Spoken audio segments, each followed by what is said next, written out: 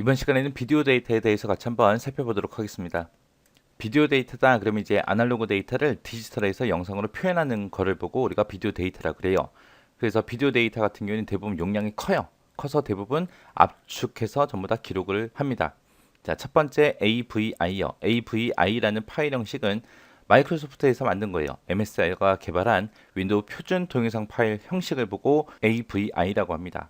얘는 우리 윈도우 설치하면은 기본적으로 미디어 플레이어가 설치가 되죠. 그래서 우리가 별도의 하드웨어 장치 없이 바로바로 재생할 수 있는 그런 형식을 보고 AVI라 그래요. 그 다음에 DVI요. 얘는 이제 인텔사가 만들었습니다. 인텔사가 개발한 동영상 압축 기술을 보고 DVI라고 해요. 얘는 초기에는 디지털 TV를 만들 목적으로 개발이 됐는데 요즘에는 대용량의 영상이나 음성 그런 압축 기술로 발전되고 있습니다. 압축 기술이 좋아서 144대 1 정도로 압축을 지원해줘요.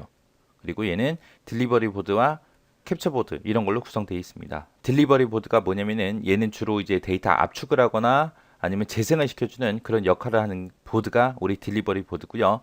캡처 보드다 그러면 캡처 보드라는 거는 이미지 데이터나 아날로그 신호 그런 것들을 이제 디지털로 변환해주는 그런 역할을 하는 게 우리 캡처 보드라는 아이예요. 그 다음에 이제 퀵타임이요. 퀵타임 MOV. 얘는 이제 애플사가 만들었습니다. 얘는 이제 압축을 할 때 JPG 압축 방식을 사용합니다. 그리고 이 파일을 우리가 윈도우에서 재생시키려면은 퀵타임이라는 이 프로그램을 설치를 해야 우리가 재생을 할 수 있어요.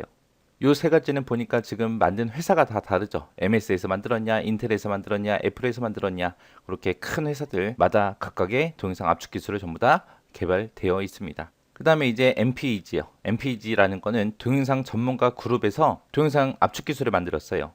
그래서 그거를 이제 국제 표준 규격으로 아예 정해서 쓰고 있습니다. 얘는 동영상만 압축할 수 있는 게 아니라 동영상뿐 아니라 오디오도 전부 다 압축할 수 있어요.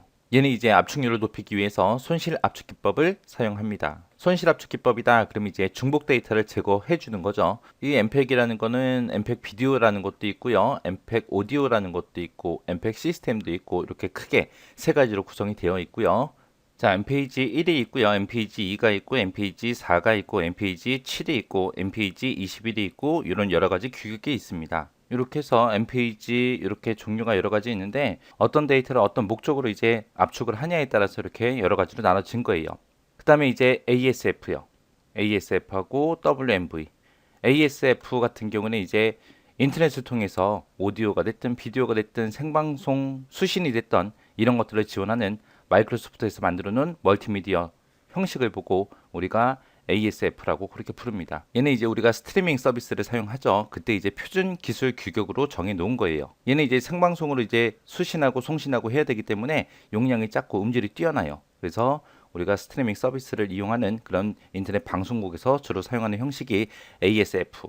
그 다음에 WMV는 ASF보다는 최신 버전이에요. ASF하고 WMV는 사용하는 코덱이 서로 다릅니다. 요 코덱이 뭐냐? 코덱이라는 아이는 이제 데이터를 얘네들은 전부 다 압축을 하는 거잖아요. 그죠? 그때 이제 압축에서 사용되는 모든 기술과 도구 그런 것들을 전부 다 총칭해서 우리가 코덱이라고 하거든요.